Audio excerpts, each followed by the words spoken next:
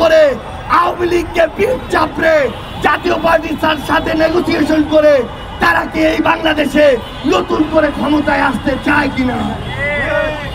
তাদেরকে মনে রাখতে হবে 2024-এর অভ্যুত্থান শুধুমাত্র শেখ হাসিনার বিরুদ্ধে ছিল না। 24-এর অভ্যুত্থান শুধুমাত্র ফ্যাসিস্ট আওয়ামী লীগের বিরুদ্ধে ছিল না। 24-এর অভ্যুত্থান আধিপত্য, এই যে বাংলাদেশে যে আধিপত্যবাদ জারি করেছিল ভারত, তাদের ওই আধিপত্যের বিরুদ্ধেও ছিল। সেই আধিপত্যবাদী ভারত যখন এখনো ক্ষমা চায়নি, যখন এই খুনি হাসিনাকে তাদের আশ্রয় রেখেছে, তাদের আশীর্বাদে এই বাংলাদেশে কোন দল আর ক্ষমতায় আসতে পারবে না।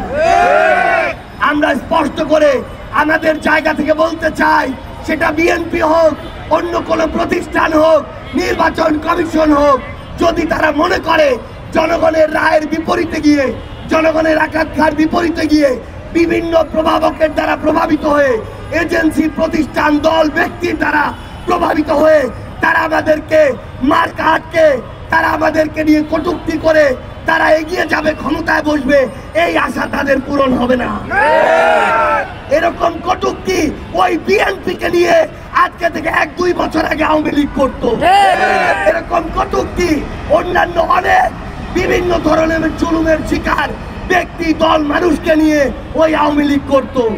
কিন্তু তাদের আজকে কি অবস্থা, সেটা থেকে জনাব মির্জা ফখরুল ইসলাম আলমগীরকে শিক্ষা নিতে হবে, বিএনপি কে শিক্ষা নিতে হবে, বাংলাদেশে আগামীতে রাজনীতি করতে চাওয়া প্রত্যেকটা রাজনৈতিক দলকে শিক্ষা নিতে হবে।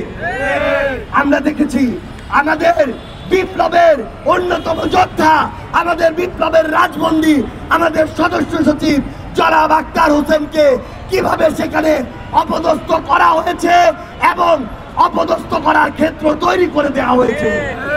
আমরা ডক্টর ইউনূসকে বলতে চাই, আপনি যদি শুধুমাত্র নিজের প্রোটেকশন নিয়ে এগিয়ে যাওয়ার কথা চিন্তা করেন, তাহলে আগামীর বাংলাদেশের কোন গুরুত্বপূর্ণ বিষয় আমরা আপনার কাছে নিরাপদ মনে করি না। কারণ আপনার দিকে পুরো বাংলাদেশ তাকিয়েছিল, আপনার দিকে শহীদ পরিবার, অভ্যুত্থানের রক্ত দেওয়া যোদ্ধারা তাকিয়ে আছে এখনো। আমরা স্পষ্ট করে একটা কথা বলি, পিঠ বাঁচিয়ে যে চলার স্বভাব দেখাবে, তার এই বাংলাদেশে আর পিঠ বাঁচিয়ে চলা হবে না। সবকিছুর উপযুক্ত জবাব দিয়ে, সবকিছু জনগণের সামনে খোলাসা করে আগামীর বাংলাদেশে আপনাদেরকে চলতে হবে। আমরা স্পষ্ট করে বলি, আমরা আগামীর বাংলাদেশে যে কোনো ফর্মে রিফাইন্ড আওয়ামী লীগ এই বাংলাদেশে আমরা আশ্রয় পেতে দিব না। আমরা আগামীর বাংলাদেশকে রিফাইন্ড বাংলাদেশের দিকে নিয়ে যাব, যেই বাংলাদেশে কোনো ফ্যাসিস্ট কিংবা ফ্যাসিস্টের দোসরের জায়গা হবে না।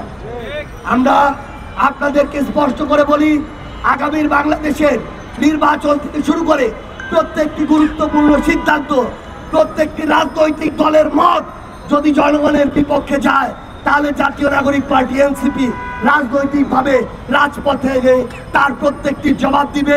সে পর্যন্ত আপনারা সবাই এই বাংলাদেশ পন্থার পক্ষে থাকবেন, জনগণের পক্ষে থাকবেন, বিপ্লবের পক্ষে থাকবেন। ইনকিলাব জিন্দাবাদ, জাতীয় নাগরিক পার্টি এনসিপি জিন্দাবাদ।